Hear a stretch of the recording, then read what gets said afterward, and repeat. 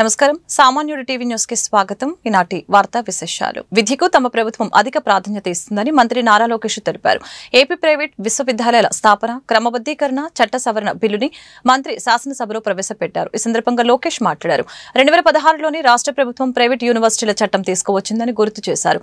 అభివృద్ధి వికేంద్రీకరణ జరగాలన్న ఆలోచనతో ప్రైవేట్ యూనివర్సిటీల స్థాపనకి నిర్ణయం తీసుకున్నామని చెప్పారు. గతంలో విశాఖలో సెంచురియన్ యూనివర్సిటీ ఏర్పాటైందని చెప్పారు. ప్రైవేట్ యూనివర్సిటీల సంస్థాగత మార్పులకి ఉద్దేశించి ఈ సవరణ బిల్లుని తీసుకువచ్చామని అన్నారు.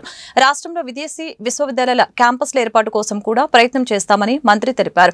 ప్రతిష్టాత్మక బిట్స్ పిలాని సంస్థకు అమరావతిలో 70 ఎకరాలు కేటాయించామని, టాటా లాంటి సంస్థలు కూడా వస్తున్నాయని వివరించారు. డీప్ టెక్ యూనివర్సిటీ కూడా రాష్ట్రంలో ఏర్పాటు చేయాలన్నదే ప్రభుత్వ లక్ష్యమని తెలిపారు. శాఖలో ఏఏ స్పోర్ట్స్ యూనివర్సిటీ రావాల్సి ఉందని చెప్పారు. దేశంలోని అత్యుత్తమ విశ్వవిద్యాలయాల క్యాంపస్లు ఏపీలో ఏర్పాటయ్యేలా చర్యలు తీసుకుంటామని మంత్రి వివరించారు. అంటే వాళ్ళు ఏం చెప్పారంటే ఈరోజు గ్రీన్ ఫీల్డ్ యూనివర్సిటీ ఏర్పాటు చేయాలంటే టాప్ 100 గ్లోబల్ యూనివర్సిటీస్తో జాయింట్ డిగ్రీ ఉండాలి అని చెప్తాం జరిగింది. కానీ యూజీసీ ఏమంటుందంటే జాయింట్ డిగ్రీ ఇవ్వాలంటే మినిమం ఇన్ని సంవత్సరాలు ఆ యూనివర్సిటీ ఆపరేషన్లో ఉండాలి, ఇన్ని ఇయర్స్ అయి ఉండాలి అని చెప్తుంది. అంటే we are in conflict with UGC. So నేను మొన్న కూడా కౌన్సిల్లో చెప్పాను, ఆ చట్టాన్ని మనం సవరణ చేయాలి, కానీ కొంచెం డీటెయిల్డ్గా చేద్దాం. అంటే హడావుడిగా చేస్తే మళ్ళీ పొరపాట్లు చేస్తాం. కొంచెం డీటెయిల్డ్గా చేసి ఆ చట్టాలని సవరిస్తాం జరుగుతుంది. అంటే మేమందరం ముద్దుగా తాతయ్య అంటాం. సో బుచ్చయ్య తాతయ్య చెప్పింది ఏంటంటే చట్టాలు మేము సవరించాలి, దాంట్లో ఎలాంటి డౌట్ లేదు.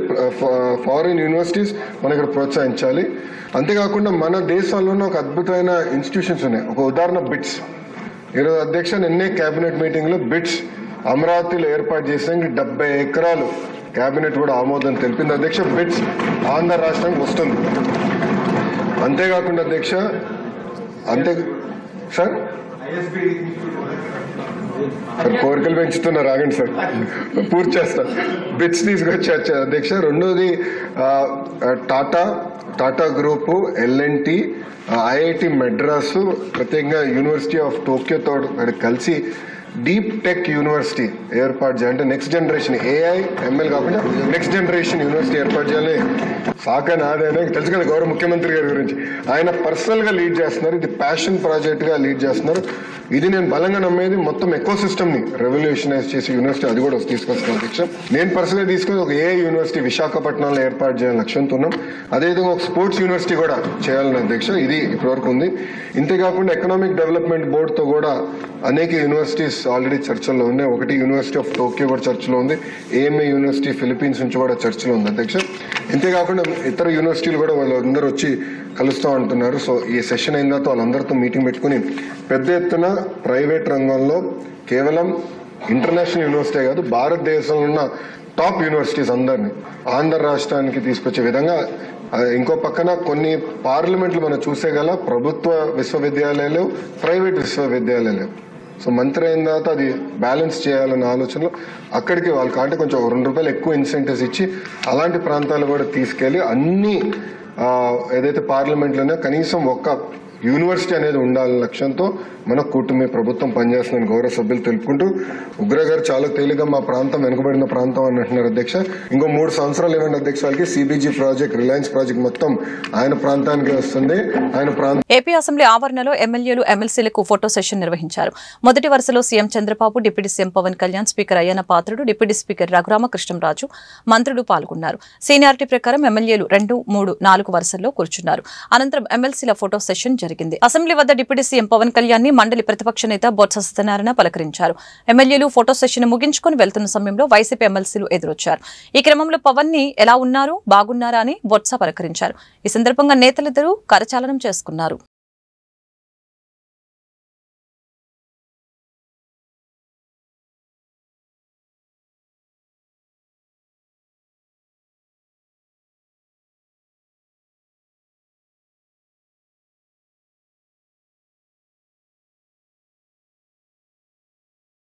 సినీ నటుడు పోసాని కృష్ణమురళిని సిఐడి పోలీసులు కస్టడీకి తీసుకున్నారు. గుంటూరు జీజీహెచ్లో వైద్య పరీక్షలు నిర్వహించిన అనంతరం ఆయన విచారించారు.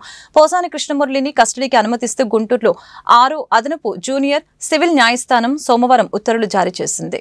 చంద్రబాబు పవన్ కళ్యాణ్ పై గతంలో అనుచిత వ్యాఖ్యలు చేయడంతో పాటు మార్ఫింగ్ చిత్రాలను విలేకరుల సమావేశంలో పోసాని ప్రదర్శించారు. దీనిపై సిఐడి పోలీసులు కేసు నమోదు చేసి ఆయనను పీటీ వారెంట్పై కర్నూలు నుంచి గుంటూరు తీసుకువచ్చారు. గత బుధవారం స్థానిక కోర్టులో హాజరుపరిచిగా రిమాండ్ విధించడంతో జిల్లా జైలుకి తరలించారు. పోసానిని కస్టడీకి ఇవ్వాలని ఇటీవల సిఐడి పోలీసులు కోర్టులో పిటిషన్ దాఖలు చేయగా మంగళవారం న్యాయస్థానం అనుమతిచ్చింది.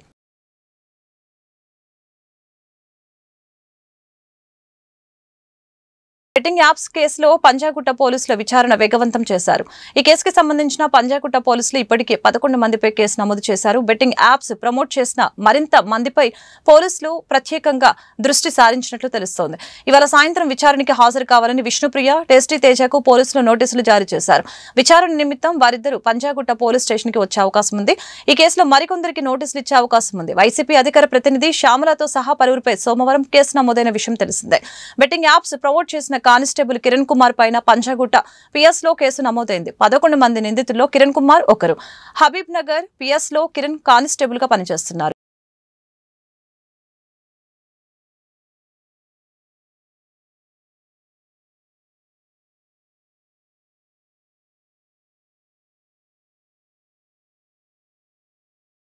అనకాపల్లి జిల్లా కసింకోట మండలం బయ్యవరంలో దారుణం చోటు చేసుకుంది. ఓ మహిళను దుండగులు హతమార్చారు. అనంతరం శరీర భాగాలను వేరు చేసి బెడ్షీట్లో చుట్టి జాతీయ రహదారి పక్కనే పడవేశారు. స్థానికుల సమాచారంలో పోలీసులు ఘటనా స్థలానికి చేరుకుని విచారణ చేపట్టారు. బెడ్షీట్లో ఒక చెయ్యి, కాలు ఉన్నట్లు గుర్తించారు. హత్యకు గురైన మహిళ వయస్సు 40 సంవత్సరాలు. కసింకోట సీఐ స్వామినాయుడు మీడియా సమావేశంలో తెలిపారు. ఘటనా స్థలంలో ఆధారాలను పరిశీలించి క్లోజ్ టీం సాయంతో విచారణ చేపడతామని తెలిపారు.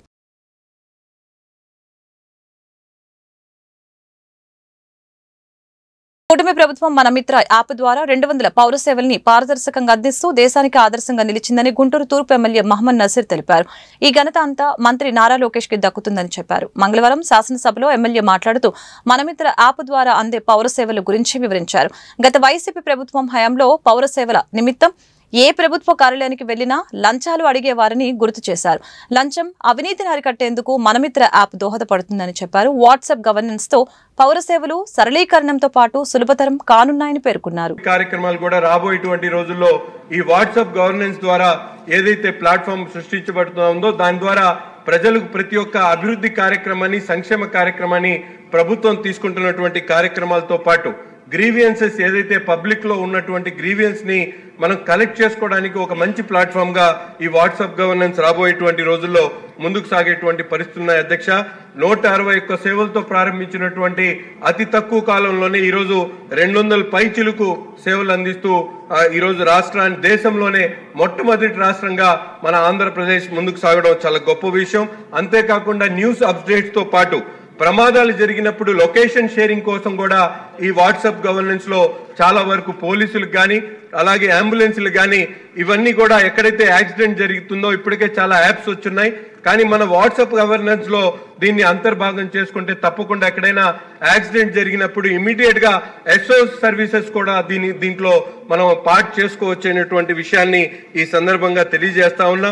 అంతేకాకుండా ఈరోజు చూస్తా ఉన్నాం, మతం చూడం పార్టీ చూడం అని గొప్పగా చెప్పినటువంటి గత ముఖ్యమంత్రి గారు ఏ ప్రభుత్వ ఆఫీస్కి వెళ్ళినా అక్కడ లంచాల బారిన పడి ప్రజలు ఇబ్బందులు పడేటువంటి పరిస్థితులు ఉంటే ఈ రోజు కూటమి ప్రభుత్వం ఏర్పడ్డ తర్వాత వర్గాలకు విభేదాలకు తావు లేకుండా టెక్నాలజీ ద్వారా సామాన్యుడికి సైతం ఈ సేవలు అందించేటువంటి ఒక కార్యక్రమాన్ని తీసుకున్నందుకు మరొకసారి మన మంత్రి గారికి ధన్యవాదాలు తెలుపుతా ఉన్నా.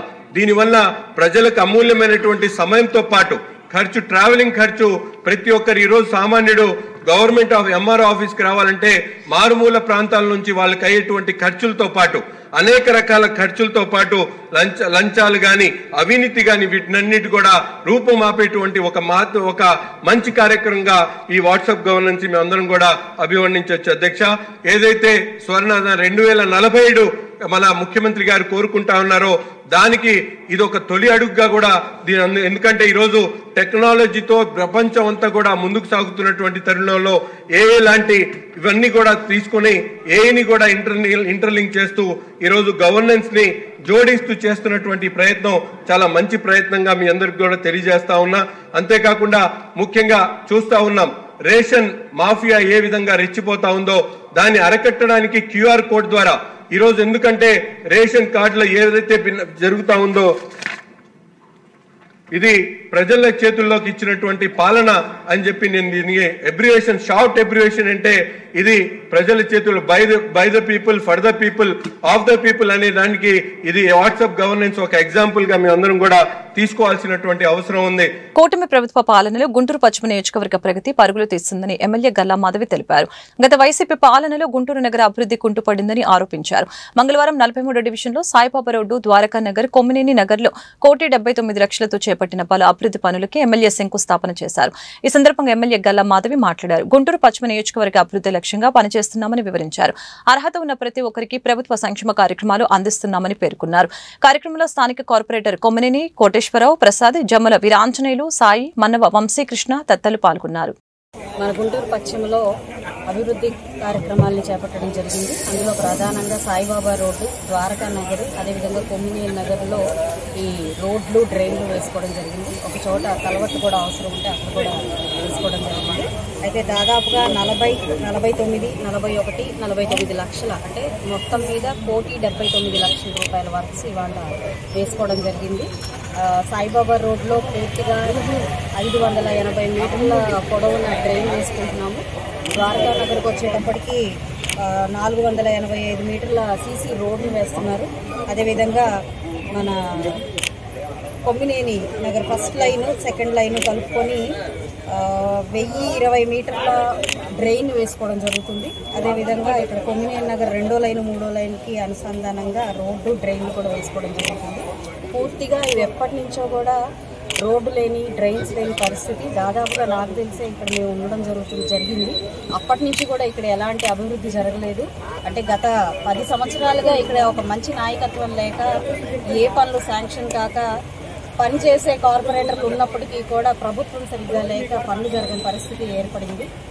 అయితే మంచి ప్రభుత్వం వచ్చింది. అన్ని వర్క్స్ని ఒకేసారి పెట్టుకొని ఈరోజు దాదాపుగా 1,79 లక్షలు కొమ్మినేని కోటేశ్వరరావు గారి ఆధ్వర్యంలో ఈరోజు చేపట్టడం జరిగింది. 4 కాంట్రాక్టర్ల మీద ఈ వర్క్స్ జరగబోతున్నాయి. అత్యంత త్వరితగతిన ఈ వర్క్స్ అన్ని పూర్తి చేసుకొని ప్రజలకు సౌకర్యార్థం ఈ రోడ్డుని, డ్రైన్ని తీసుకొస్తామని కాంట్రాక్టర్లు కూడా చెప్పడం జరిగింది. కాబట్టి అన్ని విధాలా గుంటూరు పశ్చిమ నియోజకవర్గం అభివృద్ధి పదంలో పరిగెడుతున్నందుకు చాలా ఆనందం వ్యక్తమైంది. సెలవు తీసుకుంటాం. కాబట్టి మనోహర్ నాయుడు రాజీనామాపై గుంటూరు పశ్చిమ ఎమ్మెల్యే గల్లా మాధవి ఘాటు విమర్శలు చేశారు. ఆయన మొహం చెల్లకే రాజీనామా చేశారని చెప్పారు. కూటమి ప్రభుత్వం అవమానిస్తుందన్నది వంక మాత్రమేనని అన్నారు. కాబట్టి మనోహర్ నాయుడు మేయర్గా ఉన్న సమయంలో కార్పొరేషన్ కార్మికులను తన ఇంట్లో సొంత పనులకి వాడుకోవటం వాస్తవం కాదా అని ప్రశ్నించారు. శనివారం గుంటూరులో ఎమ్మెల్యే మీడియాతో మాట్లాడారు. అధిష్టానం ఎవరిని సూచిస్తే వారే మేయర్ అవుతారని స్పష్టం చేశారు. గుంటూరు నగరాభివృద్ధిలో ప్రజా ప్రతినిధులందరూ కూడా భాగస్వామ్యం అవుతారని చెప్పారు.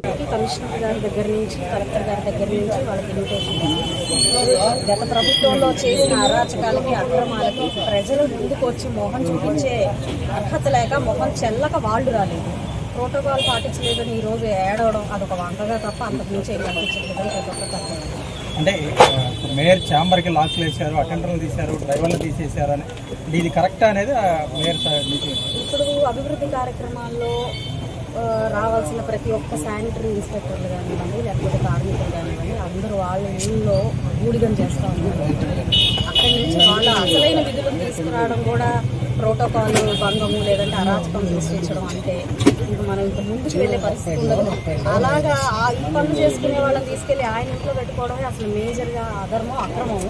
అలాంటిది వెనక్కి తీసుకురావడం వల్ల తప్పు చేశాము అని అంటే అది వాళ్ళ విజ్ఞప్తి. హైకమాండ్ అధిష్టానం ఏ వ్యక్తిని నిర్ణయిస్తుందో ఖచ్చితంగా ఆ వ్యక్తి మేయర్ అవుతారు. ఈ నగరాభివృద్ధిలో పాల్గొంచుకుంటారు. అందరం కలిసికట్టుగా కూడా ఈ నగరాభివృద్ధిలో మేమందరం పాత్రధారులం అవుతాము. ఎట్టి పరిస్థితుల్లో అభివృద్ధి పదంలో పరిగెత్తించే వాళ్ళని మాత్రమే ఎంచుకోవడం జరుగుతుంది. అందరూ ఒకరికొకరు సహకరిస్తూ గుంటూరు కార్పొరేషన్లో ఇంకా ఎప్పుడు ఇదివరకు లేని ఇలా జరుగుతుందా అభివృద్ధి అంటే అనే విధంగా ఖచ్చితంగా మా పని తీరుంది. మాకు మంచి రోజులు వస్తాయి, మాకు నెక్స్ట్ ప్రభుత్వం వస్తుంది, అప్పుడు చేస్తాం అనేది అది మేయర్ వాళ్ళకున్న 5 సంవత్సరాల మంచి రోజులను ఏం చేశారో ఒకసారి క్వశ్చన్ చేసుకోవాలి. ఆ 5 సంవత్సరాలు ఏం చేశారో క్వశ్చన్ చేసుకున్నప్పుడు, మంచి పనులు ఏం చేశారు, ప్రజలకు ఏం చేశారో క్వశ్చన్ చేసుకున్నప్పుడు రానున్న రోజుల్లో కూడా ఎలా మార్పులు చెందాలి, ఏం చేస్తే వస్తామో ప్రజల్లోకి అన్నది అవగతం అవుతుంది. ఆ పరిస్థితుల్లో కూడా దాదాపుగా ఒక 20 ఏళ్ల పాటు వాళ్ళకి ఎక్కడా కూడా అవకాశం లేని పరిస్థితి ఆల్రెడీ గడిచిన 5 సంవత్సరాల పరిపాలనలో ఏర్పరచుకున్నారు. కాబట్టి ఇక వాళ్ళు ఏ ప్రయత్నాలు చేసుకున్నా ప్రజలకు దగ్గర అయితే మరీ మంచిదే. అందరూ అదే ఆశ వ్యక్తం చేస్తారు. వాళ్ళని నమ్ముకొని గెలిపించిన ప్రజలు ఎవరైతే ఉన్నారో వాళ్ళ కోసం నిలబడితే అప్పటికైనా బాగుంటుందన్నది నా అభిప్రాయం. 30 సంవత్సరాల వర్గీకరణ సమస్యకి కూటమి ప్రభుత్వం ముగింపు పలికిందని మాజీ మంత్రి డాక్టర్ మాణిక్యవర ప్రసాద్ తెలిపారు. గుంటూరులో ఏర్పాటు చేసిన మీడియా సమావేశంలో ఆయన మాట్లాడారు. రాష్ట్ర కేబినెట్ వర్గీకరణకి ఆమోదం తెలిపినందున ధన్యవాదాలు తెలిపారు. వర్గీకరణ అంశంపై వైసీపీ ఎలాంటి ప్రకటన చేయకపోవడం సరికాదని తెలిపారు. వర్గీకరణ అంశంలో వైసీపీ శాసనసభ శాసన మండలిలో సపోర్టు చేయాలని తెలియజేశారు. ఈ కార్యక్రమంలో మాదిగ జనసేన సమితి సభ్యులు బాలస్వామి, జోసెఫ్, అప్పారావు తదితరులు పాల్గొన్నారు. న్యాయమైంది. ఎస్సీల్లో ప్రధానంగా మాదిగలకు అన్యాయం జరుగుతుంది, దీని పరిష్కారం కావాలని అనేక మంది సపోర్ట్ చేశారు. గౌరవ ముఖ్యమంత్రి వర్యులు చంద్రబాబు నాయుడు గారు కంబైన్డ్ స్టేట్లో ఉన్నప్పుడే 2000లో ఒక చట్టం తీసుకొచ్చారు. ఆ చట్టం ద్వారా 4 ఏళ్ళు చాలా 25,000 పోస్టులు ఇంప్లిమెంట్ చేయడం రావడం జరిగింది. అదేవిధంగా అసెంబ్లీలో మాట్లాడుతున్నప్పుడు కూడా అన్ని పార్టీలు, Congress party, CPI, CPM, BJP అన్ని పార్టీలు కూడా ఈ వర్గీకరణ సమస్యని సపోర్ట్ చేశారు. నాట్ ఓన్లీ రాజకీయ పార్టీలు, సమాజంలో ఉన్న సభ్య సమాజం మొత్తం కూడా, సివిల్ సొసైటీ మొత్తం కూడా, అన్ని కులాల వారు కూడా ఇది న్యాయమైన సమస్య, వాళ్ళకున్న అవకాశాలని ఇద్దరు అన్నదమ్ములు పంచుకుంటే బాగుంటుంది కదా అనే ఒక సూచన చేస్తూ ఉన్నారు. దాని టెక్నికల్ అబ్జెక్షన్ వలన రకరకాల స్టేజీల్లో వచ్చి చివరికి సుప్రీంకోర్టు ద్వారా ఒక మంచి పరిష్కారం జరిగింది. ఇది దళితుల ఐక్యతకి ఇది పెద్ద పునాదిగా, ఇది మంచి నిర్ణయంగా నేను భావిస్తూ ఉన్నాను. ఈరోజు ముఖ్యమంత్రి గారు, రాష్ట్ర ప్రభుత్వం వర్గీకరణ చేయటానికి ముందుకెళ్తున్నందుకు వారికి ప్రత్యేక ధన్యవాదాలు తెలియజేస్తూ ఆ కూటమి ప్రభుత్వానికి ధన్యవాదాలు తెలియజేస్తాను. ముఖ్యమంత్రి చంద్రబాబు నాయుడు గారు, పవన్ కళ్యాణ్ గారు, బీజేపీ నాయకత్వానికి, కూటమి నాయకత్వం మొత్తానికి కూడా మేము ధన్యవాదాలు తెలియజేస్తా ఉన్నాం. మాకు ఇన్ని సంవత్సరాల మా పోరాటాన్ని గుర్తించినందుకు, మాదిగలకు న్యాయం చేసినందుకు కూటమి నాయకులందరికీ కూడా ప్రత్యేక ధన్యవాదాలు తెలియజేస్తాము. అదే సందర్భంగా ఈ సెషన్లోని రేపో ఎప్పుడో బిల్ పెట్టి దాన్ని ఆమోదించి వెంటనే ప్రక్రియ వేగవంతం చేయాలని కోరుతా ఉన్నాము. అదే రకంగా రాజకీయ పార్టీలు అన్నీ కూడా సపోర్ట్ చేస్తున్నాం. ఇక్కడ మన రాష్ట్రంలో ఒక్క పార్టీ తప్పితే అన్ని పార్టీలు సపోర్ట్ చేస్తాం. వర్గీకరణ మీద ఎలాంటి నిర్ణయం ప్రకటించిన పార్టీ ఒక్క వైసీపీ పార్టీ మాత్రమే. రాష్ట్రం అన్ని పార్టీలు చిన్న చిత్తగా వాళ్ళకి ఉన్న అవకాశాల్లో అన్ని పార్టీలు తమ వాయిస్ వినిపించారు, తమ మద్దతు తెలియజేశారు. ఈవెన్ ప్రజా సంఘాలు కూడా, అభ్యుదయ రచయిత సంఘము, విరసము, ఇంకా అనేక రకాల కళామండళ్ళు అందరూ కూడా మద్దతు తెలియజేశారు. అసలు మన ఆంధ్రదేశంలో, ఉమ్మడి ఆంధ్రదేశంలో కానీ ఇప్పుడు సపరేట్ రాష్ట్రంలో కానీ వర్గీకరణని సమర్థించని ఒక్క రాజకీయ వ్యవస్థ కూడా లేదు, ఎక్సెప్ట్ వైసీపీ. కనుక ఇప్పటికైనా నేను వైసీపీ పార్టీకి మీ ద్వారా విజ్ఞప్తి చేస్తా ఉన్నాను. వాళ్ళు నిర్ణయాన్ని పునరాలోచించి ఎస్సీలకి న్యాయం జరుగుతుంటే మీరు ఎందుకు మౌనం వహిస్తున్నారు? గుంటూరు మేయర్ పదవికి కావటి మనోహర్ నాయుడు ఎందుకు రాజీనామా చేశారో ప్రజలందరికీ తెలుసునని జనసేన పార్టీ నేతలు బోనపైన శ్రీనివాస్ యాదవ్, గాది వెంకటేశ్వర, చందు సాంబశివరావు వ్యాఖ్యానించారు. కూటమి ప్రభుత్వ వేధింపుల కారణంగానే రాజీనామా చేశామని ఆయన చెప్పడం పచ్చి అబద్దమని చెప్పారు. గుంటూరు జిల్లా కార్యాలయంలో ఏర్పాటు చేసిన మీడియా సమావేశంలో వారు మాట్లాడారు. వైసీపీ అధికారంలో ఉండగా గుంటూరు మేయర్ మనోహర్ నాయుడు అప్పటి ప్రతిపక్షంపై వ్యవహరించిన తీరుని గుర్తు చేశారు. వీరుడు సూర్యుడు అని చెప్పుకునే నాయకుడు కారు తొలగించారని, అటెండర్లు లేరని, మేయర్ ఛాంబర్కి తాళాలు తీయటం లేదని కుంటి సాకులు చెప్పడం హాస్యాస్పదంగా ఉందని చెప్పారు. వైసీపీ ఘోరంగా ఓడిపోయినా ఆ పార్టీ నేతల్లో ఇంకా మార్పు రాలేదని చెప్పారు. పట్టణానికి సంబంధించిన 2 ఎమ్మెల్యేలు, 3 ఎమ్మెల్యేలు ఉన్నారు. వారు కూడా యంత్రాంగంతో, అధికార యంత్రాంగంతో ఎప్పటికప్పుడు సమాలోచనలు చేస్తూ మేము కూడా వారితో కలిసి అభివృద్ధిలో భాగమై మా కార్పొరేటర్లు కానివ్వండి, వార్డు ప్రెసిడెంట్లు కానివ్వండి, మా నాయకులందరూ కూడా గుంటూరు పట్టణ అభివృద్ధి కృషి చేస్తూ ఉన్నారు. గుంటూరు పట్టణాన్ని అభివృద్ధి చేయకుండా ఇప్పటివరకు కూడా అవినీతికి అలవాటు పడి అభివృద్ధిని వదిలేసి ఇక నా వల్ల కాదులే, ఇక నాపై ఎదురు తిరుగుతున్నారని మనోహర్ నాయుడు నిన్న మేయర్ పదవి రాజీనామా చేయడం జరిగింది. ఆయన నాకు సహకరించట్లేదని చెప్తా ఉన్నారు. 4 సంవత్సరాలు సహకరించిన వాళ్ళు 4 నెలలు 3 నెలలు ఎందుకు సహకరించట్లేదు మీకు? 2 నెలలు 3 నెలల నుంచి అంటే మీపై ఉన్న ముద్ర అటువంటిది. మీరు ఎవరికైనా సహకరించుంటే మీకు అందరూ సహకరిస్తారు. మీ పార్టీకి సంబంధించిన సభ్యులే మీకు సహకరించట్లేదని మీరు ఆరోపణలు చేస్తూ ఉన్నారు. అభివృద్ధిపై దృష్టి పెట్టి అందరినీ కూడా కలుపుకొని పోయే విధానం ఉంటే అందరూ కూడా సహకరిస్తారు. మనకి రాజకీయంగా మొట్టమొదటిది అవతల వ్యక్తుల్ని రాజకీయంగా ఇబ్బంది పెట్టడం కాదు, అందరితో కలుపుకుపోయి అందరినీ కలుపుకొని అభివృద్ధికి ముందడుగు వేయాలని చెప్పి అప్పుడే అందరూ కూడా మనతో సహకరిస్తారని చెప్పి తెలియజేస్తూ ఉన్నాం. ఇకపోతే ఆయన రాజీనామా చేసిన తర్వాత కొద్ది రోజుల్లోనే మేయర్ ఎన్నిక జరిగిపోతూ ఉంది.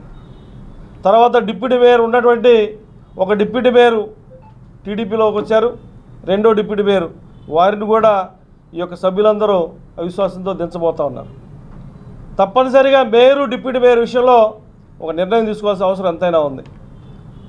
ఇక్కడ ఉన్నటువంటి కూటమిలో ఉన్నటువంటి ప్రతి పార్టీ కూడా ఒక నిర్ణయం తీసుకోలేదు. ఇప్పటివరకు కూడా ఏదో వార్తలు వస్తూ ఉన్నాయి కానీ స్పష్టమైనటువంటి నిర్ణయం ఇంతవరకు రాలేదని చెప్పి కూడా తెలియజేస్తూ ఉన్నాం. స్పష్టమైనటువంటి నిర్ణయం తీసుకోవడానికి త్వరలో ఒక సమావేశాన్ని ఏర్పాటు చేసుకొని మేయర్ డిప్యూటీ మేయర్పై స్పష్టమైనటువంటి నిర్ణయం తీసుకోవాల్సిన అవసరం ఉందని చెప్పి కూడా తెలియజేస్తాం. రిజైన్ చేసి వెళ్ళిపో చెప్తారు కదా మా పార్టీలో ఉన్న వాళ్ళందరూ సింహాలు పులులు ధైర్యవంతులని. మరే సంవత్సర కాలం ఉంది, ఏమైపోయింది నీ ధైర్యం? అధికారం ఉండగా కర్రలు తీసుకుని రోడ్ల మీద తిరిగినప్పుడు ఉన్నటువంటి ధైర్యం ఒకసారి ప్రభుత్వంలో మీ అధికారం కోల్పోయిన తర్వాత సింహాలని పిల్లులు అయిపోతాయా? పిల్లులు అయిపోయి పిల్లుల మాటలు మాట్లాడకూడదు. జనసేన పార్టీ 14 నుంచి అధికారం ఉందా లేదని చూడలేం. మేము ప్రజల పక్షాన పోరాడాం, ప్రజల కోసం ఎదురు తిరిగాం. మీరు అధికారం మదంతో ఉన్నప్పుడు కూడా మేము ప్రజల పక్షాన్ని మేము నిలబడ్డాం. అధికారం ఉందని కాదు, అధికారం ఉన్నప్పుడు ఒక రకంగా, అధికారం లేనప్పుడు ఒక రకంగా ఎప్పుడు కూడా రాజకీయ నాయకుడు కాడు కూడా. వాళ్ళు అందుకని దయచేసి మాజీ మేయర్ గారిని మేము కోరేది, మీ వ్యక్తిగత కారణాలు ఏమైనా ఉండొచ్చు, మీరు రిజైన్ చేసినప్పుడు హుందాగా వెళ్ళంటారు నేర్చుకోవాలి. ఆ హుందాగా వెళ్లకుండా నిందలు వేద్దామంటే నిందలు పడటానికి ఇక్కడ కూటమి ప్రభుత్వం లేదు. కాక తమరి హయాంలో జరిగినటువంటి విషయాలన్నీ కూడా వెలుగు తీయాల్సి వస్తుంది. నీ వ్యక్తిగత కారణాలేంటో రోజు కూడా వస్తుంది. ఇవాళ కూడా పేపర్లో చూసాం, 84 లక్షలు వర్క్ చేయకుండా ఏ రకంగా దారి మళ్ళినయో దానికి కారణం ఎవరు?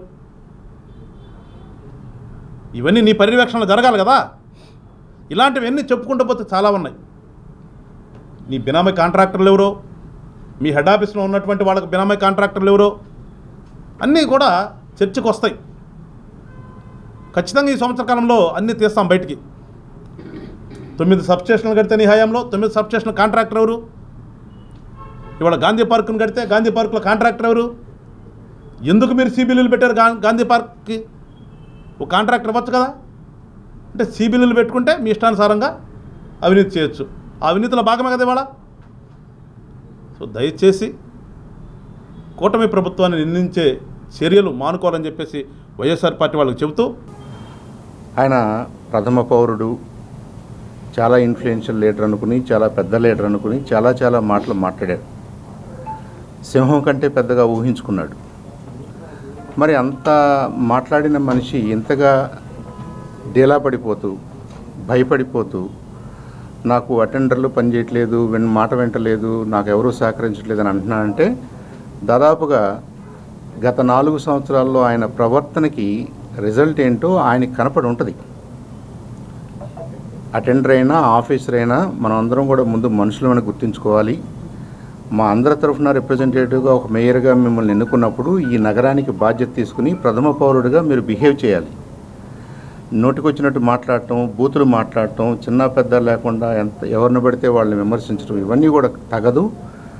ఆయన ఎప్పటికైనా రిజైన్ చేశాడు. నా కోరిక ఏంటంటే ఆయన ఆ ప్లేస్కి మేయరు అని అనిపించుకోవడానికి కూడా అనర్హుడని నా అభిప్రాయం. ఎస్సీ వర్గీకరణపై రాజీవ్ రంజన్ మిశ్రా కమిషన్ ఇచ్చిన నివేదికని రాష్ట్ర కేబినెట్ ఆమోదించిన తీరుని నిరసిస్తూ మాల మహానాడు జాతీయ అధ్యక్షులు గోళ్ల అరుణ్ కుమార్ ఆధ్వర్యంలో అంబేద్కర్ బొమ్మ వద్ద నిరసన చేయడం జరిగింది. ఈ సందర్భంగా గోళ్ల అరుణ్ కుమార్ మీడియాతో మాట్లాడారు. వర్గీకరణ ద్వారా మాల మాదిగలను విడదీస్తే సహించేదిలేదని హెచ్చరించారు. భారత రాజ్యాంగాన్ని తూట్లు పొడిచే విధంగా ఏపీ, తెలంగాణ ప్రభుత్వాలు వ్యవహరిస్తున్నాయని ఆగ్రహం వ్యక్తం చేశారు. మాల మాదిగల మధ్య చిచ్చు పెట్టడాన్ని వ్యతిరేకిస్తున్నామని అన్నారు. మాలలు అందరూ ఉమ్మడి కార్యాచరణకి సిద్ధం కావాలని పిలుపునిచ్చారు. గుంటూరు జిల్లా మాల మహానాడు అధ్యక్షులు దారా హేమప్రసాద్ గారి నేతృత్వంలో మాల మహానాడు రాష్ట్ర కమిటీ మరియు జిల్లా కమిటీ ఆధ్వర్యంలో ఈరోజు వర్గీకరణకి అనుకూలంగా ఆంధ్రప్రదేశ్ రాష్ట్ర ప్రభుత్వం కేబినెట్ మద్దతు తెలపడాన్ని నిరసిస్తూ ఈరోజు డాక్టర్ అంబేద్కర్ గారి విగ్రహం వద్ద నిరసన కార్యక్రమాన్ని ఏర్పాటు చేయడం జరిగింది. ఈ కార్యక్రమం యొక్క ముఖ్య ఉద్దేశం డాక్టర్ బాబాసాహెబ్ అంబేద్కర్ రచించినటువంటి భారత రాజ్యాంగాన్ని ఈరోజు తూట్లు పొడిచే విధంగా కేంద్ర రాష్ట్ర ప్రభుత్వాలు వ్యవహరిస్తున్న తీరు చాలా సిగ్గుచేటు. సుప్రీంకోర్టు గతంలో ఇచ్చినటువంటి తీర్పుకు భిన్నంగా ఈరోజు రాజీవ్ మిశ్రా కమిషన్ ఆంధ్రప్రదేశ్ ప్రభుత్వం నియమించింది. ఆ ప్రభుత్వం ఏదైతే వారు అనుకున్నారో వారి నిర్ణయాల ప్రకారమే రాజీవ్ మిశ్రా కమిషన్ కూడా ఈరోజు అనుకూలంగా మద్దతు తెలపడానికి వర్గీకరణకి తీవ్రంగా మాల మహానాడు తరపున ఖండిస్తున్నాం. ఇది చాలా అప్రజాస్వామికం. ఈరోజు తెలంగాణ ప్రభుత్వం కానీ ఆంధ్రప్రదేశ్ ప్రభుత్వం కానీ 2011 సెన్సెక్స్ ప్రకారం వర్గీకరణ అమలు చేస్తామని చెబుతున్నారు. చాలా సిగ్గుచాటు. రాష్ట్ర విభజన 2014లో జరిగితే 2011 ఏ విధంగా మీరు ఆంధ్రప్రదేశ్ ప్రభుత్వం పరిగణలోకి తీసుకుంటారో తెలియజేయాల్సిందిగా రాష్ట్ర ప్రభుత్వాన్ని డిమాండ్ చేస్తూ ఉన్నాను. అంతేకాదు ఈరోజు మాలాబాదికుల మధ్య అన్నదమ్ములటువంటి మాలాబాదికుల మధ్య మళ్ళీ చిచ్చు పెట్టేందుకు ఈ రాష్ట్ర ప్రభుత్వం ఒక అడుగు ముందుకేసింది. ఎన్నికల ముందు చంద్రబాబు నాయుడు గారు మాలాబాదికుల్ని 2 కళ్ళులాగా చూసుకుంటామని చెప్పారు. మరలా ఈరోజు అంతేకాకుండా జిల్లాల వారీగా ఒక యూనిట్ ఏర్పాటు చేస్తూ ఉన్నారు. మరలా ఈరోజు మాట మార్చి రాష్ట్ర వ్యాప్తంగా యూనిట్ ఏర్పాటు చేసి వర్గీకరణకి బిల్లు ఆమోదం తెలపడాన్ని తీవ్రంగా వ్యతిరేకిస్తూ ఉన్నాం. రానున్న రోజుల్లో 1,00,000 మందితో రాజధాని ప్రాంతంలో జూన్లో మాలల మహాగర్జన పేరుతో మేము పెద్ద ఎత్తున సభను ఏర్పాటు చేసి ఈ భారత రాజ్యాంగానికి కేంద్ర రాష్ట్ర ప్రభుత్వాలు తీసుకున్నటువంటి నిర్ణయాల్ని తప్పుపడుతూ మా ఉనికిని మా ఏదైతే మాల అస్థిరత్వాన్ని కాపాడుకునేందుకు మేము అందరం ఏకతాటి మీదకి రాష్ట్రంలో ఉన్న 12 సంఘాలు మాల మహాసభ, మాల మహానాడు, ఐక్యమాల మహానాడు అందరూ ఏకతాటి మీదకి వచ్చి సమావేశాన్ని నిర్వహించడానికి ఈ సందర్భంగా నిర్ణయించామని ఈ సందర్భంగా తెలియజేస్తూ మరోమారు కేంద్ర రాష్ట్ర ప్రభుత్వ నిర్ణయాల్ని తీవ్రంగా ఖండిస్తున్నాను ఈ సందర్భంగా తెలియజేస్తూ సెలవు తీసుకుంటాను. జై భీమ్, జై భారత్. ఈ వార్తలు ఇంతటితో సమాప్తం. మరొక బులెటిన్లో మళ్ళీ కలుద్దాం. నమస్కారం.